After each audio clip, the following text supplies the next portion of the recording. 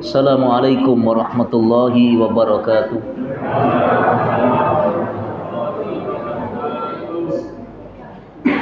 Alhamdulillah. Innal hamdalillah nahmaduhu wa nasta'inuhu wa nastaghfiruhu wa natubu ilaihi. Wa asyhadu an la ilaha illallah wahdahu la syarika lah. Iqraran bihi wa tauhidan. Wa asyhadu anna Muhammadan abduhu wa rasuluh sallallahu alaihi wa ala alihi wa ashabihi wa sallam. Ya ayyuhalladzina amanu taqullaha haqqa tuqatih wa la tamutunna illa wa antum muslimun. Jamaah sekalian, hamba-hamba Allah yang kami muliakan, semoga Allah Ta'ala senantiasa memberikan rahmat kepada kita sekalian. Kita bersyukur atas nikmat ini. Nikmat dijadikan kita seorang muslim yang semoga senantiasa tunduk dan patuh atas perintah Allah Azza wa Jal. Karena Allah kehendaki kebaikan atas kita sekalian, maka kita sekalian wajib untuk taat dan tunduk kepada Allah Subhanahu wa Ta'ala, tunduk kepada hukumnya dan tunduk kepada aturan Allah Subhanahu wa Ta'ala. Hanya itu yang bisa mengangkat derajat dan menyelamatkan manusia nanti di akhirat, dan mendekatkan diri kepada petunjuk yang diberikan oleh Allah Subhanahu wa Ta'ala. Jemaah sekalian, hamba-hamba Allah yang kami muliakan, dalam waktu yang sangat singkat ini maka kita akan lanjutkan kajian kitab Al-Kabair, dosa-dosa besar yang membinasakan manusia, pada sesi yang kedua terkait masalah tarkus shalah, meninggalkan salat. Jemaah sekalian, dari umur berapakah seorang anak itu diwajibkan untuk melakukan salat? Maka perintah di dalam sabda Nabi sallallahu alaihi wasallam untuk memerintahkan kedua orang tuanya melakukan salat pada saat usia 7 tahun. Maka saat usia 10 tahun seorang anak ini meninggalkan salat dengan sengaja, maka fadribuhun, hendaklah ia pukul. Maka dirinci dalam pemukulan anak tersebut, di antaranya la tadribul wajha, tidak boleh memukul wajah dan sekitarnya. Nah, boleh nggih. Kemudian tatkala enggak salat, cek seger ngoten jawoto stil. Ya. Nah, la tadribul wajha, jangan memukul wajah.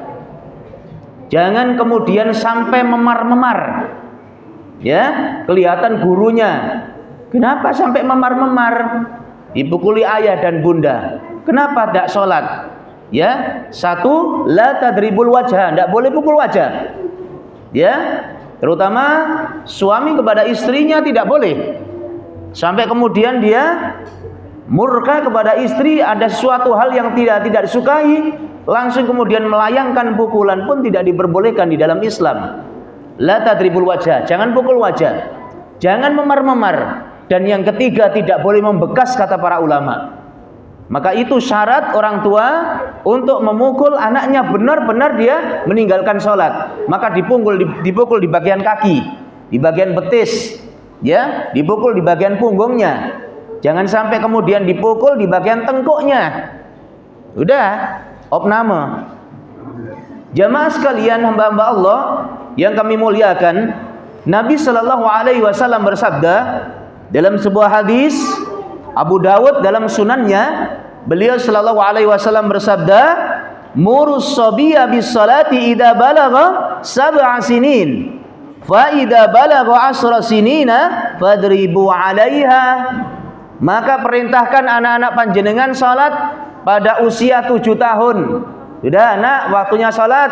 Yang laki-laki ikut ayah ke masjid, bangun nak, salat subuh. Jangan merasa kemudian kasihan. Akhirnya tatkala dia sudah mencapai usia di atas umurnya, kesusahan orang tuanya untuk memerintahkannya. Apalagi anak wanita. Maka tatkala kemudian kebanyakan di antara para wanita itu sholat sendirian di rumahnya, dan kemudian sebagaimana ia mematuk-matuk jagung, jadi begitu cepat, ya jamaah sekalian. Dan kemudian jika umur 10 benar-benar dia meninggalkan sholat, fadribuhun, pukul, ayo bangun, letakkan handphone. Maka sebagai orang tua wajib tegas urusan sholat. Anak-anakku sekalian, dengarkan baik-baik. Kalian pintar, ranking 1, dapat juara, dapat reward, pialahnya banyak di rumah, di sekolah juga banyak. Tatkala kalian tidak sholat, kalian tidak berarti apa-apa di hadapan Allah. Jelas nggih? Maka tatkala kalian tidak mendapatkan reward tapi tidak pernah meninggalkan sholat, itu luar biasa sudah, daripada mengejar urusan dunia dan kemudian meninggalkan urusan sholat. Jamaah sekalian, hamba-hamba Allah yang kami muliakan, maka dalam riwayat yang lain beliau sallallahu alaihi wasallam juga bersabda, muru auladakum bis salati wahum abna'u sab'i wadribuhum 'alaiha wahum abna'u asrin fafarriqu bainahum fil madaji, kata Nabi. Perintahkan sholat usia 7 tahun, meninggalkan sholat 10 tahun, pukul. Dan pisahkan mereka, anak laki-laki dan anak wanita, di ranjang mereka. Jangan dijadikan satu dalam satu kamar. Ya, kalau kemudian anak laki-laki itu memiliki anak laki-laki 2, sudah waktunya yang balik dipisah dengan adik-adiknya. Boleh, boleh. Kalau satu kamar ranjangnya itu 1 dan 2 tingkat, boleh nggak Ustadz? Boleh. Jangan satu ranjang, bahaya. Khawatir nanti pertama kalinya ngerangkul guling, kemudian ngerangkul kakaknya. Ya, kalau punya anak 3 Ustadz, kamar saya sempit, rumah saya sempit, ya di tingkat, dipannya 3. Kalau 4, ya ada yang di atap, tingkat 4. Pokoknya bagaimana orang tuanya itu mengkondisikan kondisi supaya seorang anak itu tidak sampai dalam satu dipan. Ngerti nggih? Terutama anak laki-laki, anak semata wayang satu-satunya, tidur sama ibu, ini sama ibu. Masya Allah, nanti menjadi tulang presto, nggak laki-laki, jantan. Ya, seperti kewanita-wanitaan sehingga disenggol temannya, tulangnya menjadi lunak secara tiba-tiba. Maka anak laki-laki mendidiknya dengan anak wanita itu sangat berbeda. Anak wanita dengan penuh kasih sayang dan gemulainya supaya condong kepada wanitanya. Anak laki-laki bagaimana? As-sibaha war-rimaya, pemanah, renang, lari. Anak laki-laki diberikan boneka, ya, tidur bersama Doraemon dan lain sebagainya. Maka hal yang demikian itu membentuk karakter seorang anak. Jamaah sekalian kaum muslimin, hamba-hamba Allah yang kami muliakan, yang dirahmati oleh Allah. Maka ini saja Rasulullah Shallallahu Alaihi Wasallam menegakkan hukuman kepada seorang anak.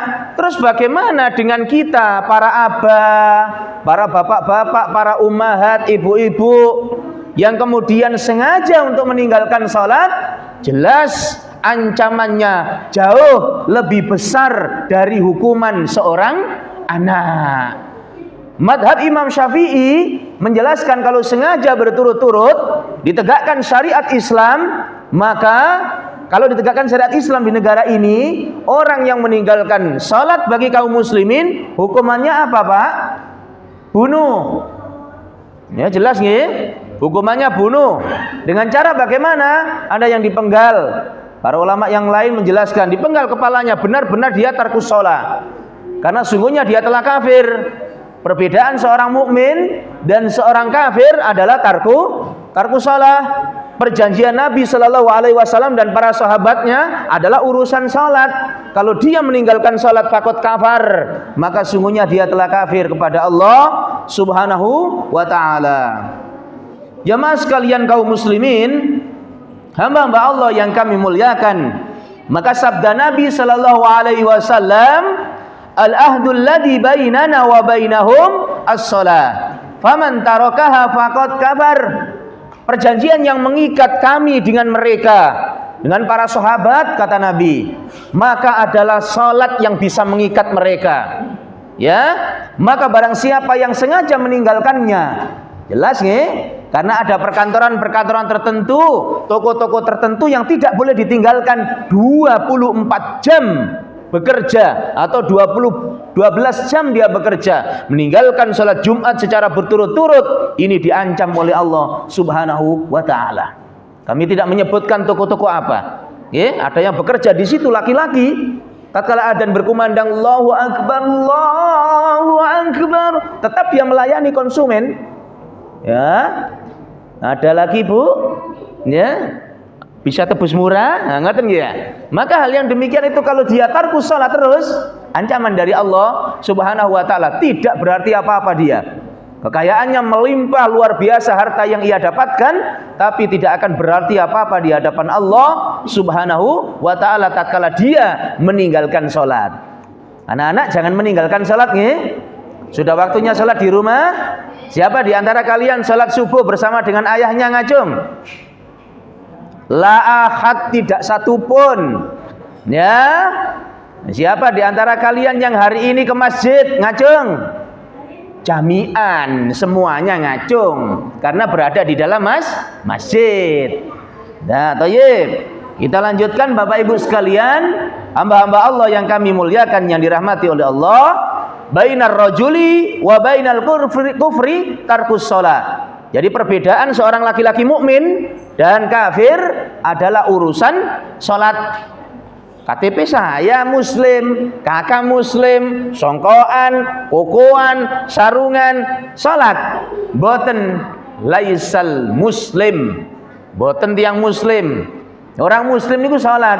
Kalau meninggalkan salat, faqad kafar. Dia telah kafir kepada Allah Subhanahu wa taala. Illa, kecuali karena futur, malas. Malas itu juga kalau dia tidak meninggalkan salat karena malas, meninggalkan ini juga masuk kelalaiannya dia dalam menjalankan perintah Allah Subhanahu wa taala. Jamaah sekalian, hamba-hamba Allah yang kami muliakan, yang dirahmati oleh Allah Subhanahu wa taala. Maka ada sebuah kisah dari Nabi sallallahu alaihi wasallam pernah berdoa kepada Allah Subhanahu wa taala. Para sahabat juga berdoa kepada Allah Subhanahu wa taala, Allahumma la tada' fina syaqiyan wala mahruman. Ya Allah, jangan biarkan kami dari golongan orang-orang yang celaka dan tidak mendapatkan kebaikan. Ya, summa qala, kemudian dikatakan kepada Nabi sallallahu alaihi wasallam, Nabi bertanya kepada para sahabat. Apa pertanyaannya? Atadruna manis syaqiyal mahrum? Maka tahukah siapa orang yang celaka itu dan tidak mendapatkan kebajikan? Para sahabat bertanya, ya, siapakah ya Rasulullah? Maka jawab Nabi sallallahu alaihi wasallam, qala tarikus shalah. Orang yang tidak mendapatkan kebaikan dan orang yang celaka adalah orang yang meninggalkan salat. Maka akan dicabut cahaya keimanan dalam wajahnya. Orang-orang yang senantiasa mengerjakan salat walaupun kulitnya gelap, itu kelihatan beda dengan orang yang senantiasa meninggalkan salat. Apalagi dia bangun malam dan salat tahajud, tampak wajahnya berseri-seri, ya, tampak bersemangat dia. Nah, jamaah sekalian, hamba-hamba Allah yang kami muliakan, suatu riwayat menceritakan seorang wanita datang kepada Nabi Musa alaihi salatu wassalam. Adik-adik, ada seorang wanita datang kepada Nabi Musa, mengatakan, wahai Musa, aku telah berzina, terus aku melahirkan seorang anak, terus aku bunuh anak tersebut. Kata Nabi Musa, sudah, enyah dariku engkau. Sungguh Allah tidak membakar kita hari ini karena kesialanku kepadamu, itu sudah cukup, silakan pergi. Maka malaikat Jibril datang kepada Nabi Musa alaihi salatu wassalam, menanyakan, Allah Ta'ala menanyakan kepada engkau, kenapa engkau sampai mengusir wanita yang mau bertaubat seperti itu? Bukankah ada dosa yang lebih besar dari zina? Napa Pak dosa yang besar dari zina? Meninggalkan sholat dengan sengaja. Ngaten. Maka kemudian Nabi Musa alaihissalatu wassalam mengerti apa yang diperintahkan oleh Allah subhanahu wa ta'ala. Nah, ada cerita lagi. Suatu ketika dahulu ada seorang solih yang senantiasa menegakkan ibadah, tetapi di sisi lain dia tidak mengetahui ada saudaranya di rumah bersama dengan ibunya suka meninggalkan sholat. Akhirnya suatu ketika dia dikubur. Ternyata ada beberapa benda yang terkubur bersama dengan saudaranya itu. Maka ia teringat, waduh, ini ada sesuatu yang terkubur. Ia kembali ke makamnya, ia gali. Ya, karena teringat, karena dia menguburkan saudaranya, teringat. Ternyata kemudian saat dia menggali beberapa galian, tidak sampai menemukan bendanya, ia melihat api yang keluar dari makam saudaranya tersebut.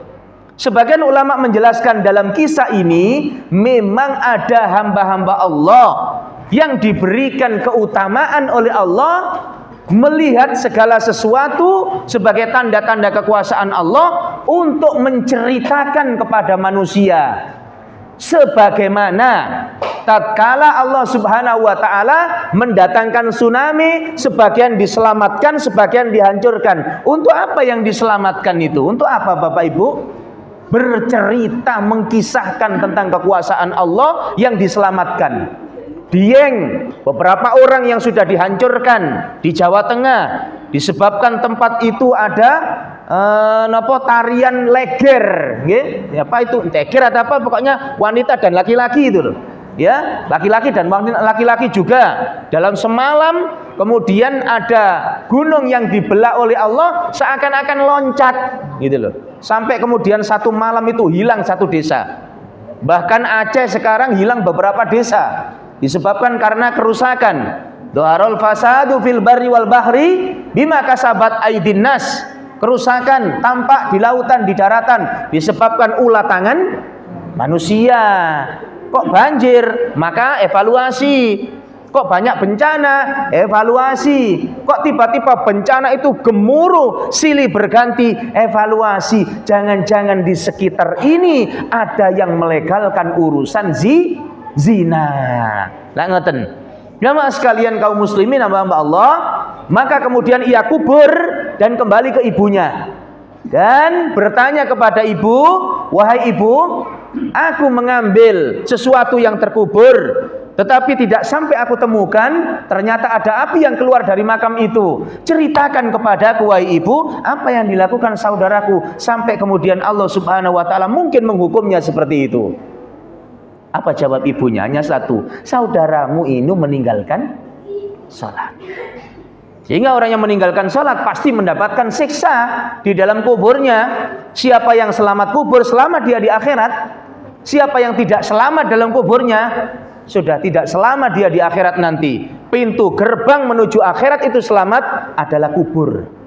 Seakan-akan kita lihat gundukan-gundukan, ada maesan-maesan di dalamnya, didengar oleh Rasulullah Sallallahu Alaihi Wasallam jerit tangis orang yang disiksa pagi sore, ditampakkan neraka pagi sore, terus seperti itu.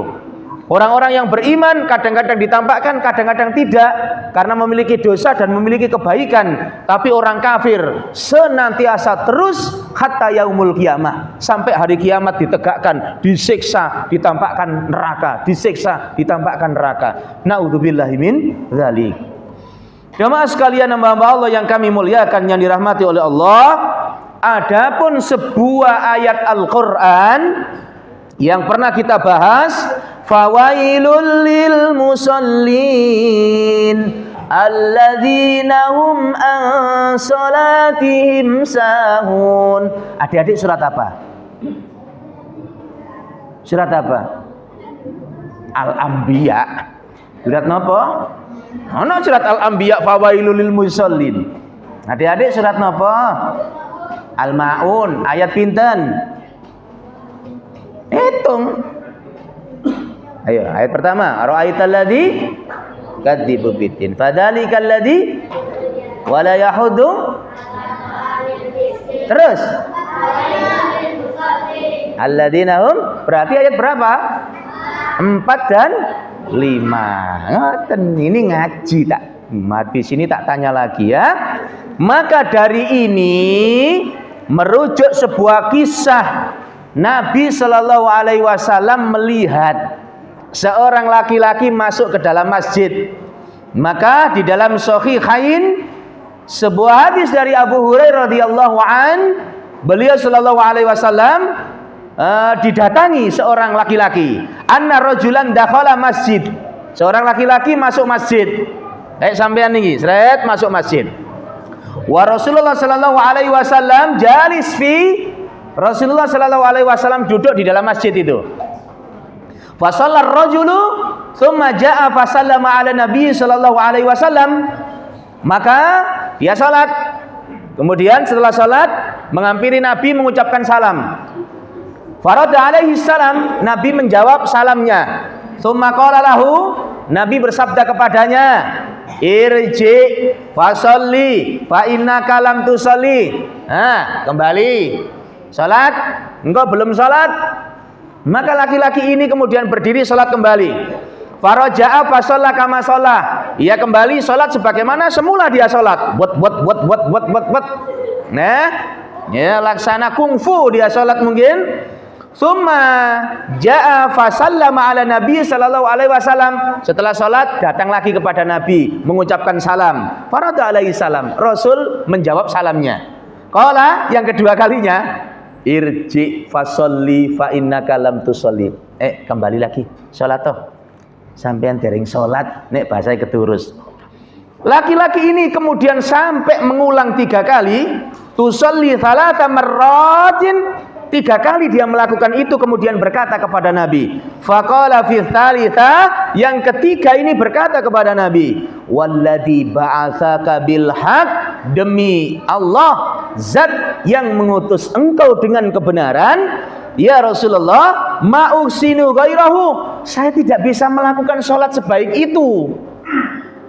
Hanya ini yang aku bisa lakukan, katanya.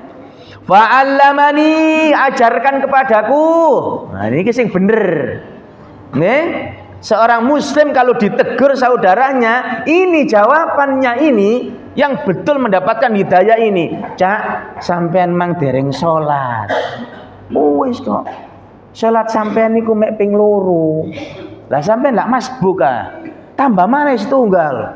Oh, kok meru kon niku koyo aku sing nglakoni kok. Jangan. Tegak langsung dia berdiri, ia sempurnakan, kemudian ia sujud. Dan kemudian salam. Selesai sudah. Kalau ada yang menegur berarti ada yang memperhatikan, berarti selamat. Jangan dibantah.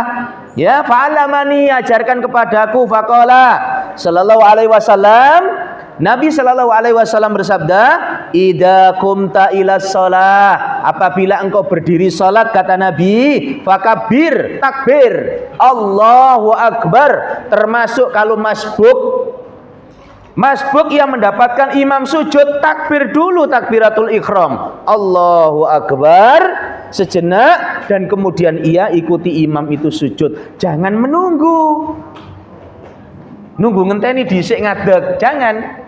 Apa yang kita dapatkan ikuti, kata Nabi. Engkau dapatkan ruku', takbir ruku'. Engkau dapatkan i'tidal, takbir i'tidal. Kalau mendapati ruku' berarti telah mendapatkan 1 rakaat. Ngoten nggih? Jadi tidak perlu mengulang lagi.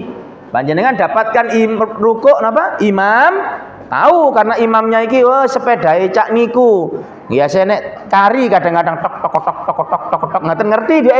Oh iku sepedae cak ini. Maka dia lamahkan rukuknya, tidak apa-apa. Untuk semua itu membantu saudaranya supaya tidak masbuk. Makanya kenapa Nabi Shallallahu Alaihi Wasallam tatkala rakaat pertama seperti imam tadi agak lama dibandingkan rakaat kedua supaya memberikan kesempatan jamaah itu supaya tidak masbuk. Ngoten nggih, jangan dibalik. rakaat yang pertama pendek, rakaat yang kedua panjang, atau setara, sama-sama panjang, atau setara sama-sama pendek. Ngoten nggih? Jamaah sekalian kaum muslimin hamba-hamba Allah, maka bertakbirlah kata Nabi. Tsumma aqra ma tayassara ma'aka minal Qur'an, tayassara ma'aka minal Qur'an. Baca yang termudah dari Al-Qur'an. Ya, termasuk imam kalau dia termudah surat Al-Imran, dibaca Al-Imran, labas tidak apa-apa. Termudah Al-Maun dibaca, tidak apa-apa. Jangan sampai kemudian wah ini dari pondok takfid, ngimami dia pakai surat-surat yang lain yang panjang-panjang, nggak hafal, nggak ada yang ingatkan, ujung-ujungnya kembali kul huwallahu ahad. Wa may yarghabu an millati Ibrahim illa, karena sing hafal imam makmumi illa man bismillahirrahmanirrahim inna a'tainakal kautsar, ujung-ujungnya di situ nanti nggih. Maka faqra'u ma tayassara minhu, dijelaskan yang mungkin, yang terlepas dari kesalahan, yang mungkin hafal 12 juz, yang mungkin 1 juz, mungkin itulah yang dipakai untuk dipergunakan imam, dipergunakan sholat. Kalau panjenengan punya hafalan, gunakan untuk sholat, karena itu akan melekatkan panjenengan. Gunakan sholat tahajud, sholat duha, sholat nawafil, sholat sunnah, sholat wajib, gunakan hafalan-hafalan tersebut, melekat. Ngaten nggih? Kalau bisa panjenengan itu tambah hafalan, walaupun hanya 1 ayat 2 ayat. Jangan kemudian sekolah SD hafal kulhu, qul a'udzu birabbin nas, qul a'udzu birabbil falaq. SMP qul a'udzu birabbil falaq, kulhu annas. SMA sampai ngimami balak-balik qul huwallahu ahad. Nggih enggak salah, tapi paling gak banter itu ada tingkatan. Jamaah sekalian kaum muslimin, hamba-hamba Allah, maka bacalah apa yang termudah dari Al-Quran. Tsummarka hatta tatma'inna raki'an, rukuk sampai engkau tenang dalam rukuk. Dijelaskan bagaimana rukuk yang tenang, yaitu yang lurus, punggungnya sempurna, baru dibaca doanya. Doa dibaca sempurna, tenang, baru diangkat kembali i'tidal. Sami Allahu liman hamidah, Rabbana walakal ham. Yang paling pendek, tenang, dan kemudian dia sujud. Allahu Akbar, dengan 7 anggota sujud, hidung wajib nyentuh lantai. 7 Pak. 1, ini wajah, termasuk ini harus nempel, mulut nggak usah. Mulutnya nempel, coba praktekkan. Nah, kenapa nek sujud mulutnya nempel? Enggak pakai mulut. Hidung nempel, ya. Dan kemudian kedua telapak tangan. Dan kemudian kedua lutut, dan kemudian jari jemari menghadap ke arah kiblat. Yang paling sempurna adalah diapakan? Disatukan kedua kakinya, jari-jari menghadap ke arah kiblat. Adik-adik ada berapa anggota sujud?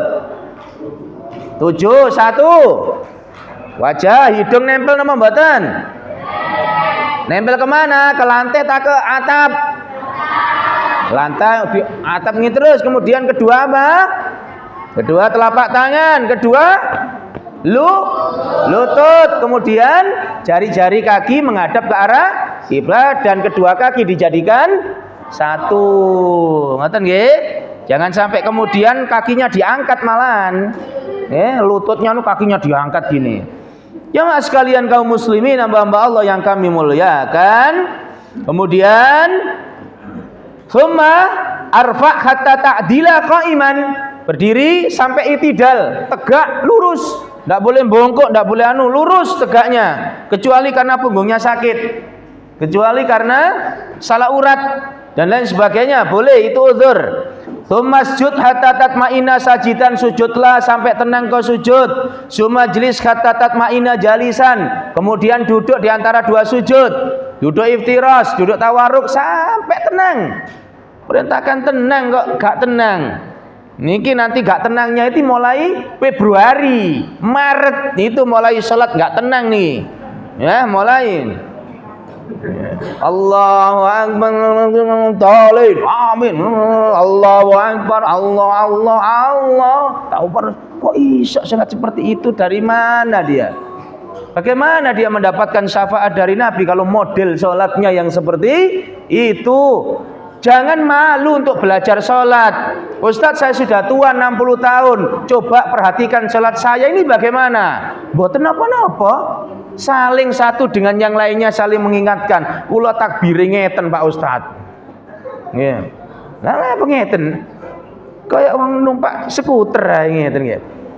Dua-duanya sama, paling tinggi telinga, paling sejajar dengan ini, dan jangan sampai takbir seperti orang ngambil stroke gaji. Ya, stroke gaji. Nah, di stroke gaji kan begini, ada di sini. Allahu Akbar. Enten gini pusar. Diangkat. Ya. Waf'al dzalika bis sholati kulliha. Lakukan di setiap engkau melakukan salat. Diajarkan oleh Nabi sallallahu alaihi wasallam. Berarti salat yang tergesa-gesa tidaklah diterima berdasarkan hadis ini. Maka Nabi memerintahkan untuk kembali engkau salat, kembali lagi salat. Nek sampean dikene akan ngoten kali Ustaz pripun? Salat maneh. Mari salam, assalamualaikum Ustaz. Salat maneh. Mulai aja suwen. Itu kita. Nih kalau jalan sahabat dia lakukan, ya ada yang terbaik untuk menggapai surga. Ngoten nggih? Ya mas sekalian hamba-hamba Allah yang kami muliakan, Al Imam Ahmad radhiyallahu an rahimahullah taala meriwayatkan dari Al Badri radhiyallahu an, katanya Rasulullah sallallahu alaihi wasallam bersabda, la tuzzi'u salatun la tuqimur rajulu fiha salbuhu fir ruku'i was sujudi. Tidaklah mencukupi seseorang yang tatkala dia salat tidak meluruskan tulang punggungnya. Nekuk, Allahu akbar. Makanya jarak ini sudah lumayan. Nggih, jarak niki lumayan ini sudah. Masih untuk bisa lurus punggungnya, jangan boleh ditekuk. Nggih?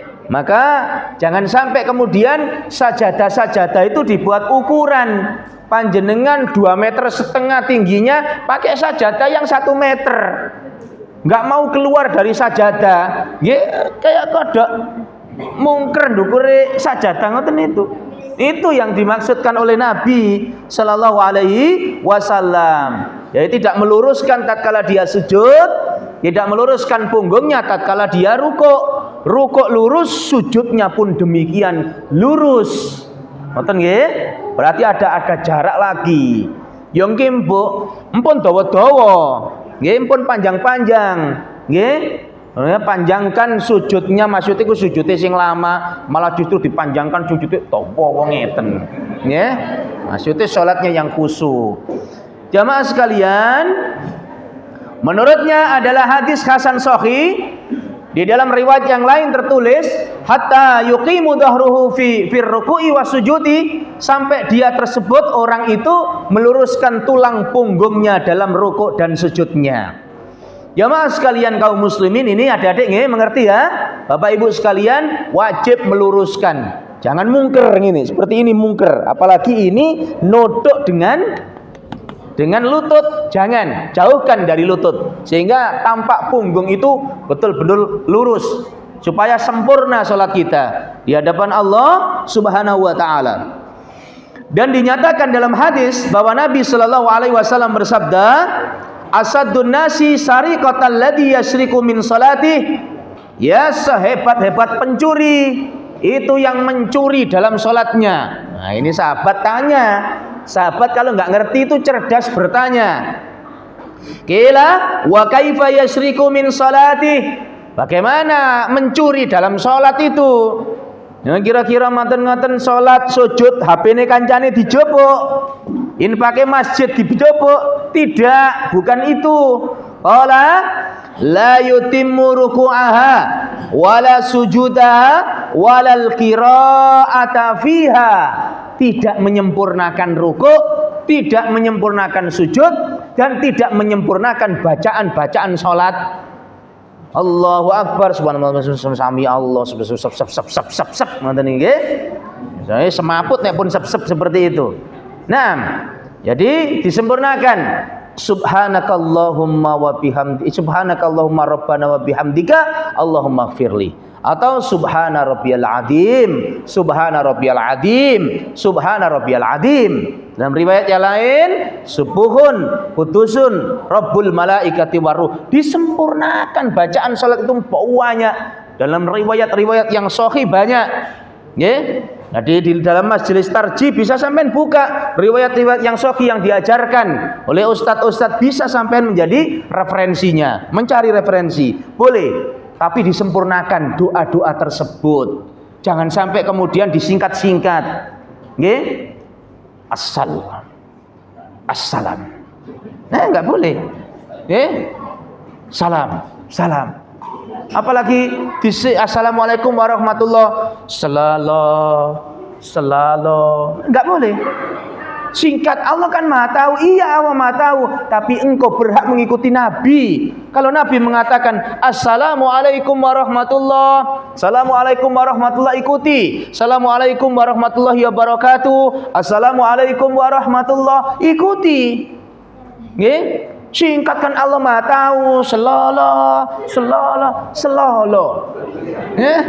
Nah, jamaah sekalian kaum muslimin, hamba-hamba Allah yang kami muliakan, maka jadikan imam orang-orang yang lisannya itu benar-benar ringan dalam membaca Al-Quran, dan ringan dalam membaca takbir, ringan dalam membaca i'tidal, dan doa-doa melalui lisannya.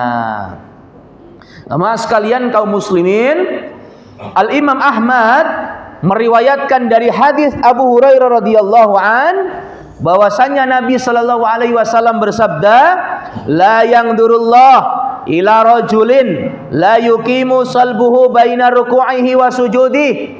Allah tidak memandang seseorang yang salat yang dia tidak meluruskan punggungnya tatkala waktu rukuk dan tatkala waktu sujud. Nggih, ini introspeksi bagi diri kita. Kecuali marot sakit, nek damel lurus niku aduh boyoke lara. Nggih, kemudian waktu sujud panjang gak iso ngedek tambahan blak. Itu kecuali illa uldur dia. Kalau enggak udur, panjenengan lakukan dengan sempurna. Semoga Allah Ta'ala menolong kita sekalian dalam kebaikan. Amin. Jamaah sekalian kaum muslimin, maka ketahuilah ada sifat orang-orang munafik tatkala bisa dilihat tatkala waktu salat. Mereka salatnya itu seperti ayam mematok-matok jagung. Ini tilka salatul munafik, kata Nabi. Tilka salatul munafik yajlisu yarkubu syamsa hatta idza kanat baina qarna syaitan qama fanaqara arba'an la yadhkurullaha fiha illa qalila, kata Nabi. Itu ya tanda salat orang munafik, kata Nabi. Dia duduk kemudian menunggu matahari terbit. Kalau salat napa niku? Subuh. Menunggu matahari terbit. Apabila tanduk syaitan sudah ditancapkan, dia berdiri.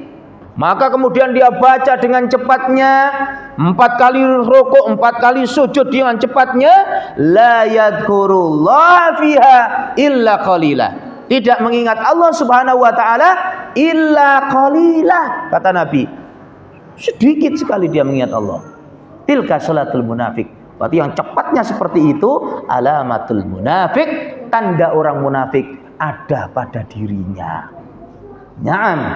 Ya mas sekalian kaum muslimin, hamba-hamba Allah yang kami muliakan, yang dirahmati oleh Allah Subhanahu wa taala, Nabi pernah mengancam seorang sahabat yang sholatnya sangat cepat.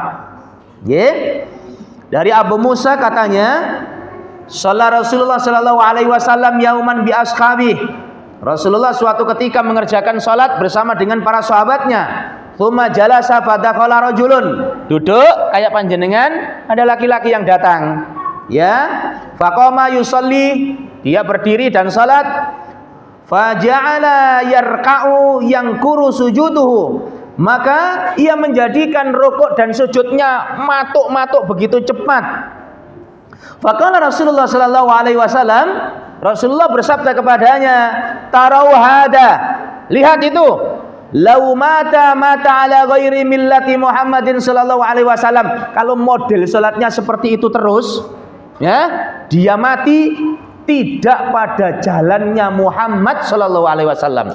Berarti Nabi tidak pernah menyontohkan salat modelnya seperti itu, tidak pernah. Illa fi akhiri zaman, kecuali kita lihat model salat itu di akhir zaman. Andai kata Rasul hadir dan masih hidup di akhir zaman yang seperti ini, 21 rakaat, 23 rakaat, sampai beberapa rakaat, 7 menit, 5 menit, rekor muri dia dapatkan. Masya Allah, Bon. Maka digeblek kali Nabi Shallallahu Alaihi Wasallam. Aku tidak pernah memerintahkan sholat model seperti ini. Satu sahabat saja diingatkan oleh Nabi, sholat lagi. Saking sayangi Nabi. Kok nggak peduli? Ngoten sudah, biarkan. Walaupun dia munafik sekalipun biarkan. Nabi merintahkan sholat lagi. Anak-anak juga demikian. Buat sampean sholat nopo nak? Sholat. Tak tukono permen. Mari sholat kemudian ditagih permen pun di jaluk bapak ini dewe-dewe. Ngoten. Ya, kalau dia nggak bawa permen, kalau dia bawa dikasihkan. Tayyib, ya. Nah, jamaah sekalian kaum muslimin hamba-hamba Allah yang kami muliakan, maka kalau mati dia tidak pada jalannya Nabi sallallahu alaihi wasallam yang kuru salatahu kama yang kurul ghurabud dam. Dia mematuk-matuk sebagaimana burung gagak itu mematuk-matuk dam. Napa dam? Darah. Tuk tuk tuk tuk tuk. Enten burung mematuk niku kayak ayam matuk jagung niku cuk. Ngoten enten? Nih kecuali ayam keterak telo. Kene aratan ngoten niku cuk, ngeten iki gak balik punan. Mati cuk cuk cuk cuk cuk ngoten iki. Cepat-cepatan supaya temboloknya semakin cepat diisi oleh makanan. Tayyib. Jamaah sekalian kaum muslimin, hamba-hamba Allah yang kami muliakan, yang dirahmati oleh Allah Subhanahu wa taala. Salat itu timbangan Bapak Ibu sekalian. Merupakan keadaan seorang hamba ini bener imannya mboten niku timbangan. Ngerti agama napa mboten niku timbangan. Salat itu Bapak Ibu sekalian. Nggih, panjenengan hadir ngaji menyerap ilmu kemudian diamalkan itu terlihat pada salatipun. Ilmunya segudang, titelnya rembel, napa mawon ditawemplekaken dari profesor, doktor. Salatnya wat timbangan ukuran kadar agamanya seperti itu. Jelas nggih? Karena ada amalan-amalan pembuka tabir itu ada. Napa amalan pembuka tabir? Puasa Ramadan. Terlihat Ramadannya diterima setelah Ramadan. Gini apa mboten? Ini pembuka tabir kelihatan salatnya atau Ramadannya diterima kelihatan. Kalau dia semakin taat, dia kemudian menjalankan salat semakin taat, kemudian puasa Senin Kamis, Sitaming Syawal, puasa Daud, terlihat amal ibadahnya setelah Ramadan dia diterima oleh Allah Subhanahu wa taala, terutama haji dan umroh tersebut dalam hadis Nabi. Haji dan umroh kalau mabrur itu kelihatan bagaimana. Tayyib, ini waktunya adzan. Ya, waktunya adzan, barangkali setelah adzan nanti ada tambahan sedikit dan kemudian ada tanya jawab. Tafadhol, silahkan nidaul adzan bagi muadzin, Bapak. Pakai mic niki monggo.